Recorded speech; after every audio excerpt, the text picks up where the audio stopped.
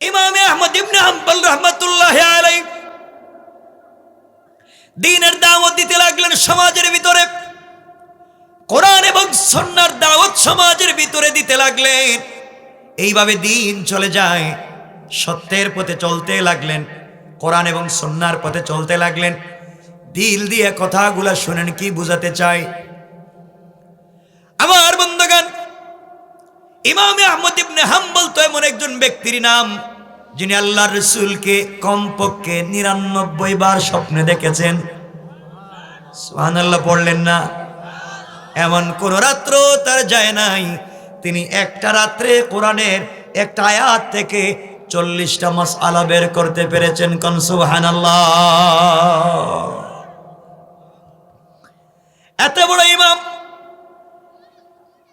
ইমাম আহমদ ইবনে হাম্বলকে খালকে কোরআনের মাসআলায় রাষ্ট্রপ্রধান পিটাইছে, আঘাত করছে। কোরআন মাখলুক কি মাখলুক না এই কথার উপরে আঘাত করেছে।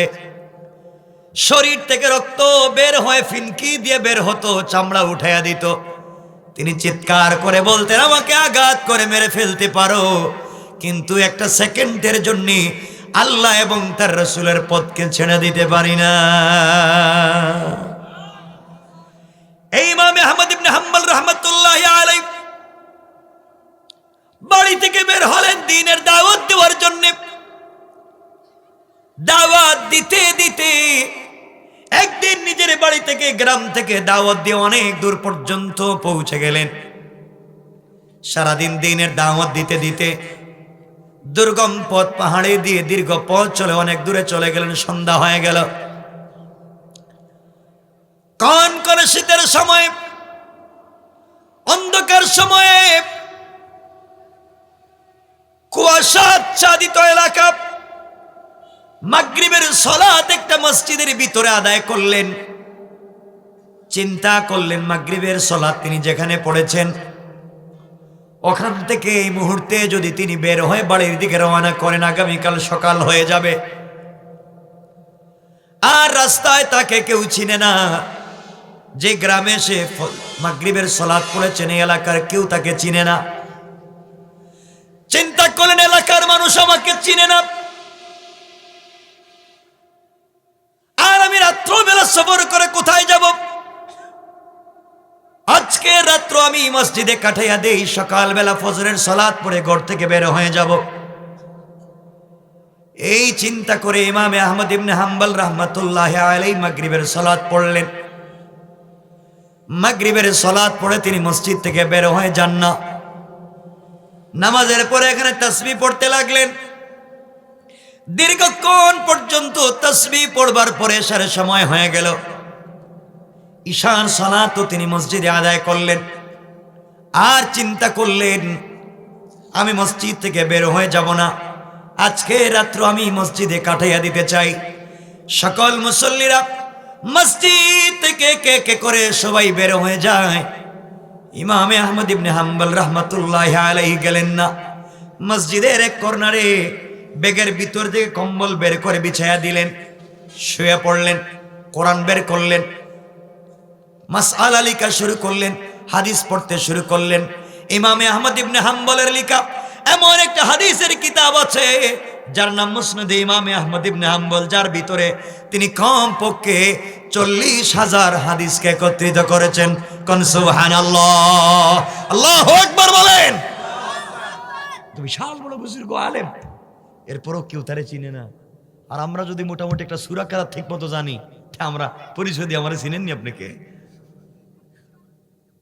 বুঝো, তোমাকে আমাকে দুনিয়ার মানুষ চিনলে কি আর না চিনলে কি, গোটা পৃথিবীর মানুষ যদি আমাকে সম্মান দেয়, তোমাকে সম্মান দেয়, আর আল্লাহ যদি কয় তোরা আমি চিনি না, কথা বলেন না কেন?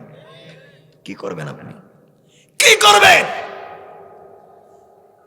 আপনাদের মনে হচ্ছে কষ্ট হচ্ছে বাবা?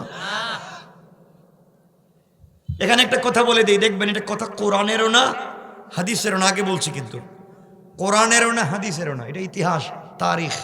আবার বলবেন হুজুর কোরআন সুন্নাহর বাইরে বলছে মনে হয়। আমি ভয় পাই এখন, কোরআন সুন্নাহর বারা তো কথাই বলি না। তাও যদি একটা ঘটনা বলতে যাই যে এটা হাদিস, একটা ঐতিহাসিক গ্রন্থ, তাও বলবে এটা তো ভুল হয়ে গেছে। মানুষ তো কম জানে না। হুজুর আমরা কি কম জানি নাকি? আমরা এখন বহু জানি। আমার বন্ধুগণ, ইতিহাসের কথা ওই যে বললাম, আমাদেরকে যদি দুনিয়ার সকল মানুষ চিনে আর আল্লাহ যদি কই চিনি না, তো কিয়ামতের দিন কে আপনারে বাঁচাইতো? কথা বলেন না কেন? কে? আজকে তো আপনাদের তো টেনশন নাই, আপনারা তো দুই পীরের কাছে মুরিদ আসেনি, দুইজন পীরের কাছে মুরিদ মানুষ। এই পীর সাহেব নইলে ওই পীর সাহেব আমারে কিয়ামতের দিন বাঁচাইবো। কসম, এই কোরআন আল্লাহর কোরআন হাতে নিয়ে বলছি। আল্লাহ বলছেন কাল্লা ইন্নাহা লাযা নাযাআতাল লিশাওয়া, না, কখনো তোকে কেউ বাঁচাতে পারবে না। উল্টা পাল্টা চলবো, পীরের কাছে সেজদা দিবা, মাজারে গিয়ে লাট জ্বালাইবা, মাজারের নামে গরু ছাগল মান্নাত করবা, আমি তোমাকে জাহান্নামে দেব। কথা বলেন না কেন? কথা বলেন ঠিক কিনা? আল্লাহ বলছেন কাল্লা, কখনো না, ইন্নাহা লাযা, লেলিহা না গুনে দিবেন। আল মারিজ, আল্লাহ বলছেন সূরা আল মারিজ, নাযাআতাল লিশাওয়া, এমন জাহান্নাম যে আগুনে চামড়া জ্বালাবে, হাড্ডি জ্বালাবে, গোশত জ্বালিয়ে ছাই করে দেবে, কিন্তু আমাদের আত্মা জ্বলবে না।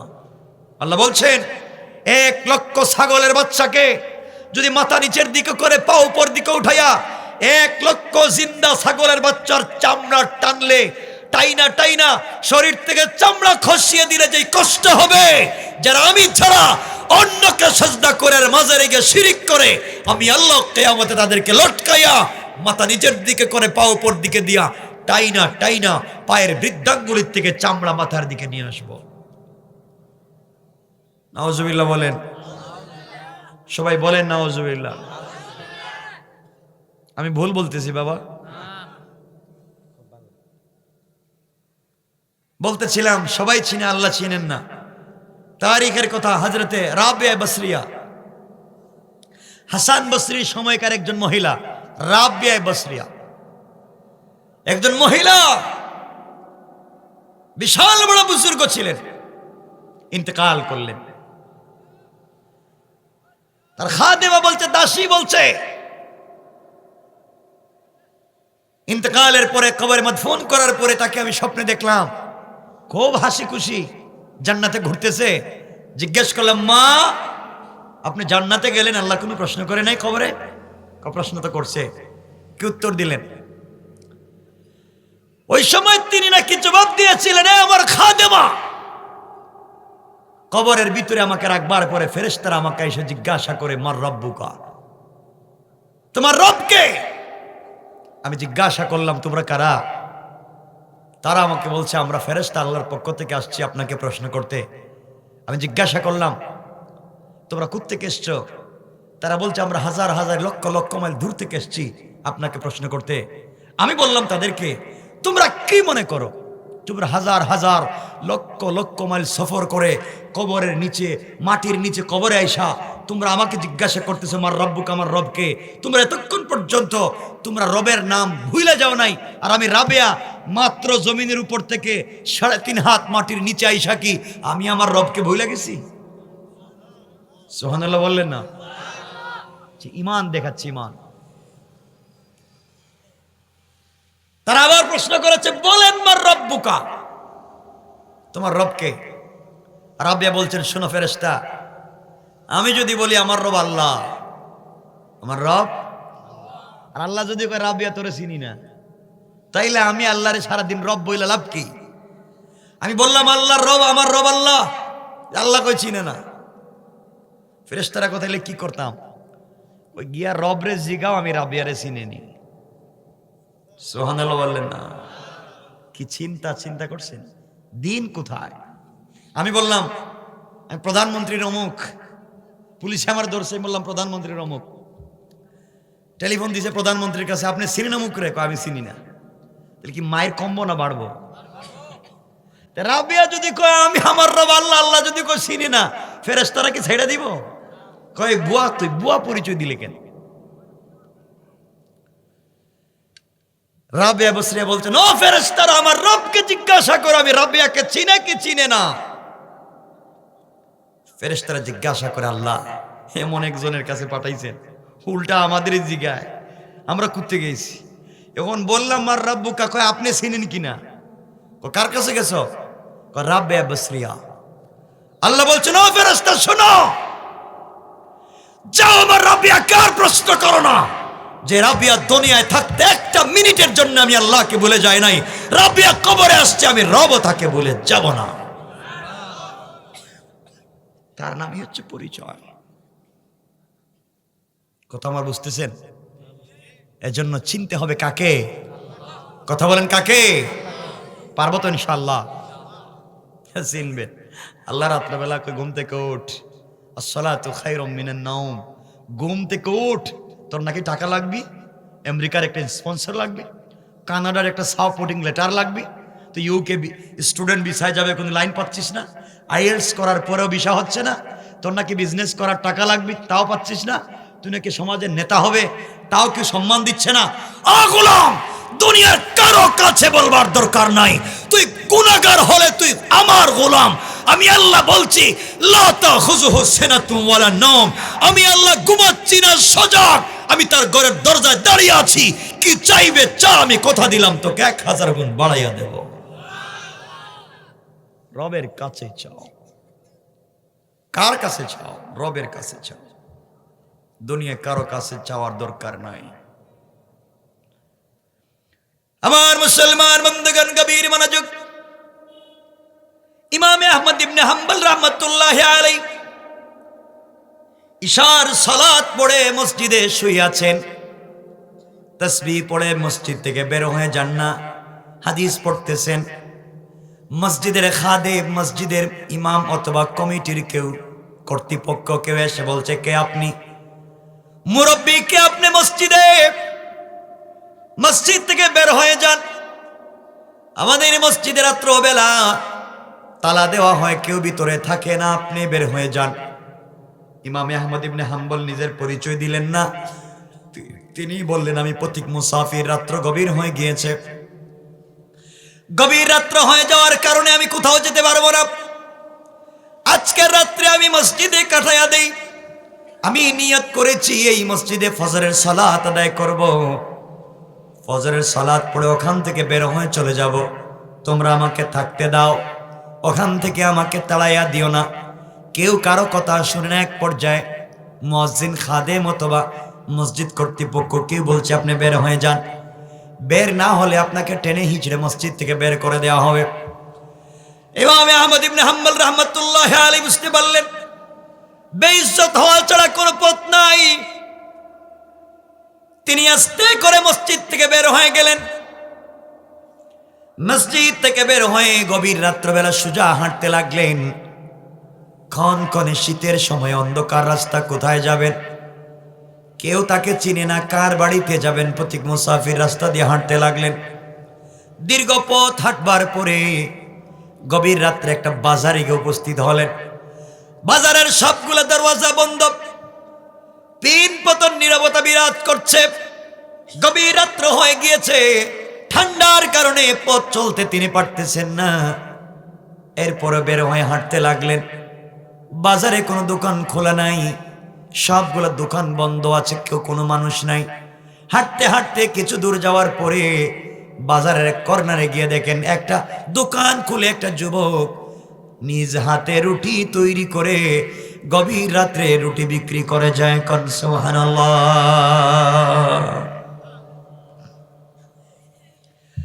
আস্তে আস্তে করে তিনি রুটি বিক্রেতার কাছে চলে গেলেন।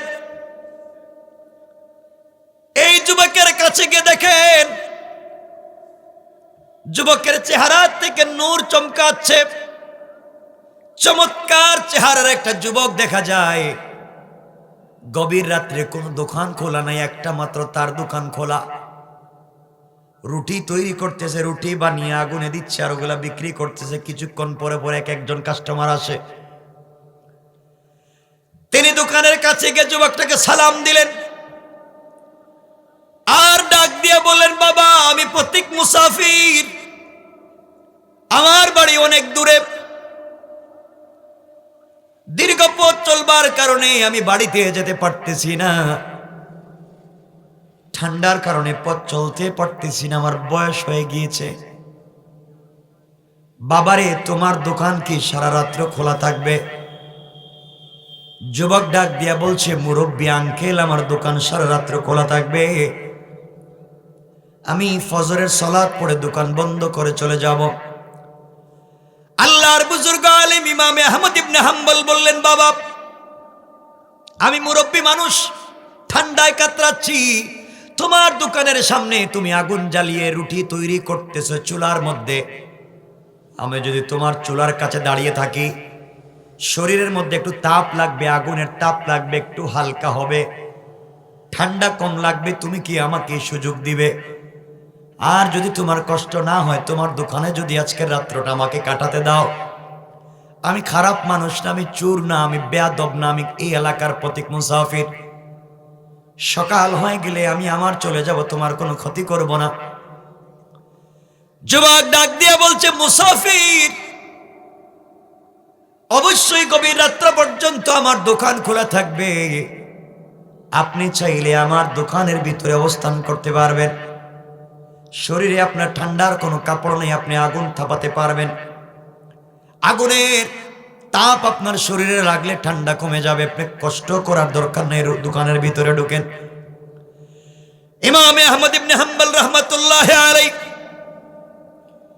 এই যুবকের দোকানের ভিতরে ঢুকলেন। হঠাৎ করে তিনি দেখেন আশ্চর্য কারবার। এই যুবক যখন রুটি তৈরি করবার জন্য খামির হাতে নেই, তখন যুবকটা পড়ে আস্তাগফিরুল্লাহ। রুটি যখন তৈরি করে তখনও পড়ে আস্তাগফিরুল্লাহ। রুটি তৈরি পূর্ণাঙ্গ হয়ে গেলে যেখানে রুটি রাখবার কথা ওখানে রুটি রেখে পড়ে আস্তাগফিরুল্লাহ। রুটি যখন চুলার মধ্যে দিয়া দেয় তখনও যুবকের জবান থেকে বের হয় আস্তাগফিরুল্লাহ।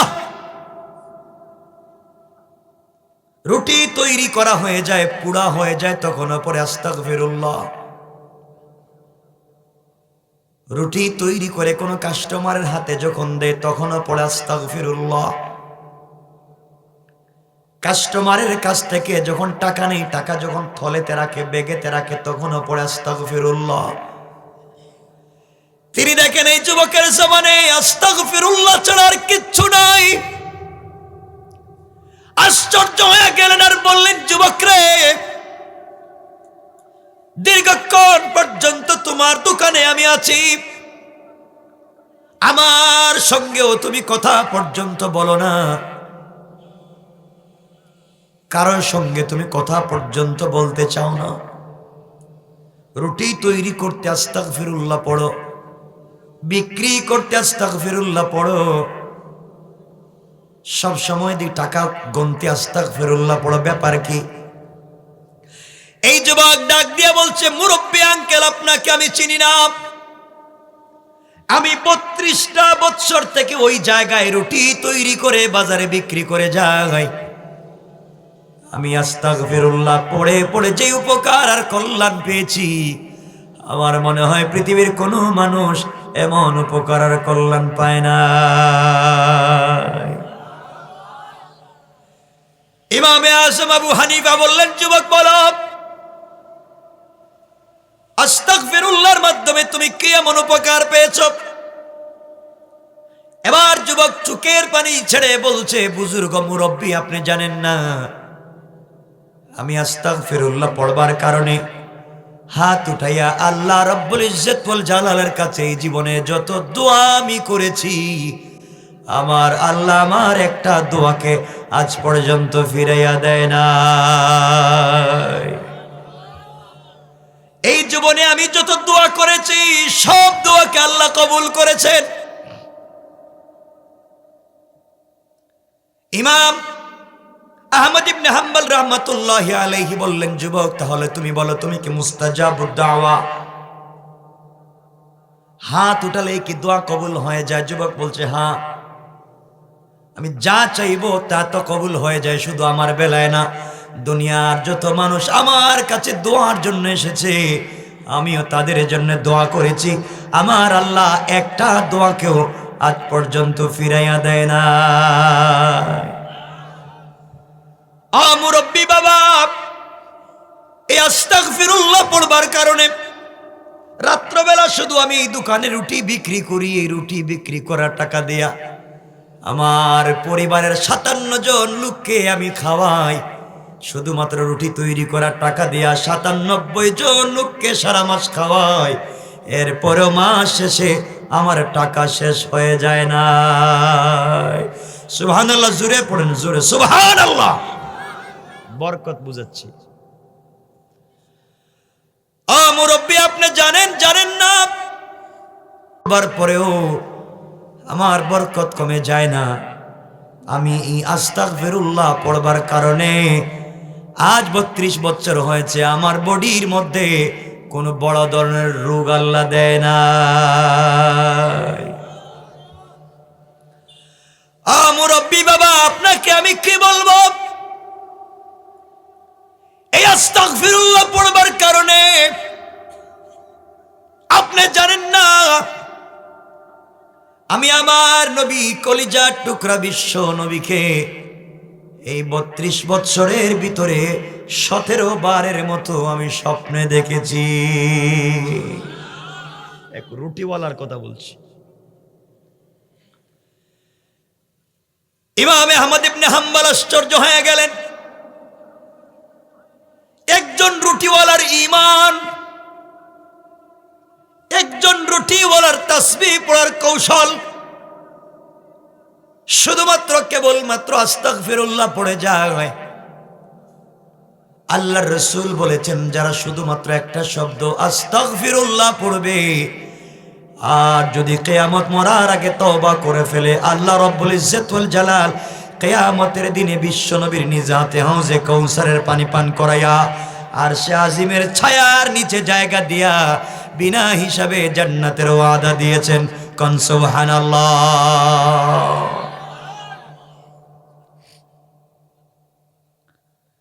আল্লাহ রাসূলের প্রিয় সাহাবী হযরতে আবু হুরায়রা বলেন, আল্লাহ রাসূলের কাছে এসে একজন বলছেন, ইয়া রাসূলুল্লাহ, আল্লাহর গজব থেকে, আল্লাহর রাগ থেকে বাঁচতে হলে আমি কি পড়ব? আল্লাহর রাসূল বলছেন, আস্তাগফিরুল্লাহাল্লাযী লা ইলাহা ইল্লা হুয়াল হাইয়ুল কাইয়্যুম ওয়া আতুবু ইলাইহি। এতটুকুন পর্যন্ত দুনিয়ার জমিনে প্রত্যেক 5 ওয়াক্ত নামাজের পরে সালাম ফিরিয়ে যারা পড়বে, আল্লাহ বলেছেন এই গোলামের জবানকে জাহান্নামের আগুনে জ্বালাবেন না। সুবহানাল্লাহ পড়েন। শুধু আস্তাগফিরুল্লাহর কথা বলছি। এই আমলটা শুরু করেন। আবু বকর বলছেন, পয়গম্বর আরবি, আমি যদি আল্লাহ রাব্বুল ইজ্জত ওয়াল জালালকে স্বপ্নে দেখতে চাই,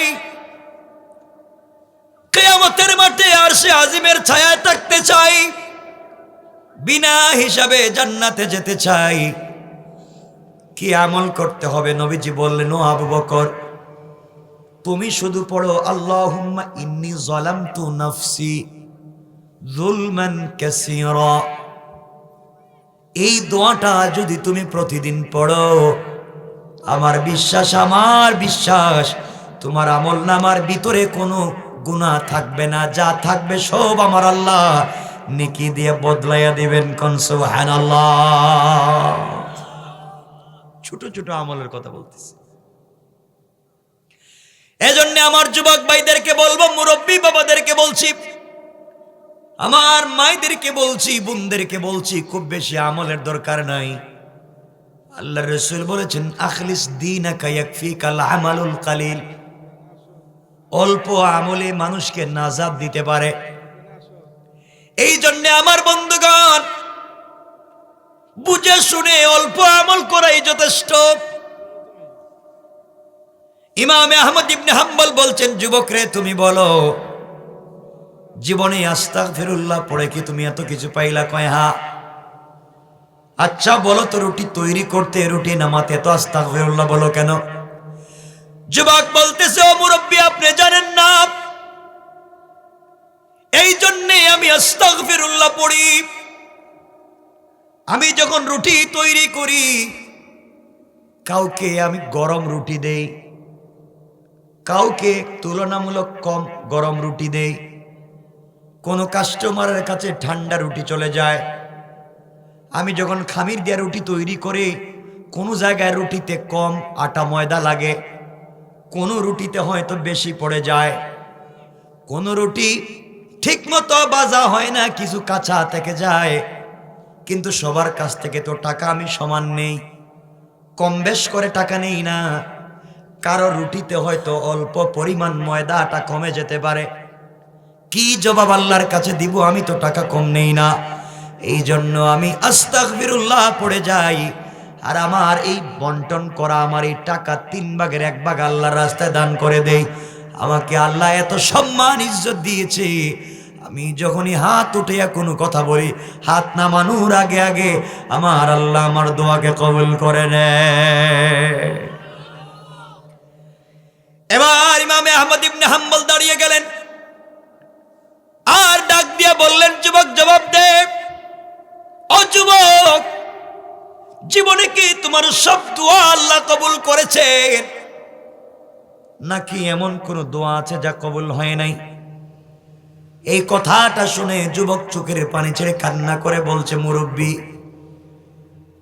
আমার জীবনে আল্লাহর কাছে যত দোয়া করেছি সকল দোয়া তো আল্লাহ কবুল করেছেন, আমার একটা দোয়া আল্লাহ আজ পর্যন্ত কবুল করেন নাই। কি দোয়া করেছো আল্লাহ কবুল করেন নাই? আমি আল্লাহর কাছে বলেছি, আল্লাহ তাআলা ইন্তেকালের আগে হলেও এই জামানার এই দুনিয়ার সবথেকে বড় আলেম ইমামে আহমদ ইবনে হাম্বলকে তুমি আমাকে দেখাইয়া দিও। আল্লাহ তাআলা, আমি ইমামে আহমদ ইবনে হাম্বলকে দেখতে চাই। ও মুনিব, আমি যদি তাকে একটাবার দেখতে পারি, তার কপালে চুম্বন করব, তাকে জড়াইয়া ধরব, তার সঙ্গে মুসাফা করে তার কাছ থেকে দোয়া নিব। আমি 32 বছর থেকে দোয়া করে যাই, আল্লাহ আমার জীবনের সব দোয়াকে কবুল করেছে, কিন্তু আজ পর্যন্ত ইমামে আহমদ ইবনে হাম্বলকে দেখতে পারি নাই, তার কাছ থেকে দোয়া নিতে পারি নাই, তার বাড়িও চিনি না। এই জন্য আফসোস করি, কোন দিন জানি আমি মরে যাব, কোন দিন জানি দুনিয়ার জমিন থেকে বিদায় নিয়ে চলে যাই। আজ অবধি আহমদ ইবনে হাম্বলকে দেখি নাই। শুনবার পরে আহমদ ইবনে হাম্বল চোখের পানি ছেড়ে দিলেন, আর যুবকটাকে জড়াইয়া বললেন, যুবক রে, আর কান্না লাগবে না, তুমি ইমামে আহমদ ইবনে হাম্বলকে দেখার জন্য তার বাড়িতে যাওয়া লাগবে না, তার খানকায় যাওয়া লাগবে না, বরং আল্লাহ রাব্বুল ইজ্জত ওয়াল জালাল তোমার দোয়াকে কবুল করে আহমদ ইবনে হাম্বলকে তার বাড়ি থেকে বের করে সারাদিন ঘুরাইয়া ঘুরাইয়া আর একটা মসজিদে মাগরিব এবং ইশার নামাজ পড়াইয়া মসজিদ থেকে বের করে দিয়া তোমার দোকানে আইনা এই মুহূর্তে তোমার সামনে দাঁড় করাইয়া ইমামে আহমদ ইবনে হাম্বলকে রেখে দিয়েছেন। কোন সুবহানাল্লাহ, আল্লাহু আকবার। যুবক ডাক দিয়ে বলছেন, তাহলে বলেন আপনি কে? ইমামে আহমদ ইবনে হাম্বল বললেন, যুবক রে, তুমি যে আহমদ ইবনে হাম্বলের জন্য দোয়া করছো, আমি সেই ইমামে আহমদ ইবনে হাম্বল। যুবক কপালে চুম্বন দিয়ে বুকের সঙ্গে জড়াইয়া মুসাফা করে, হাতে চুম্বন করে আর বলতেছে, বুজুর্গ আলেম, আমার জীবনে আস্তাগফিরুল্লাহ আল্লাহর কাছে বলে যা পাইছি ভুলার মতো নয়।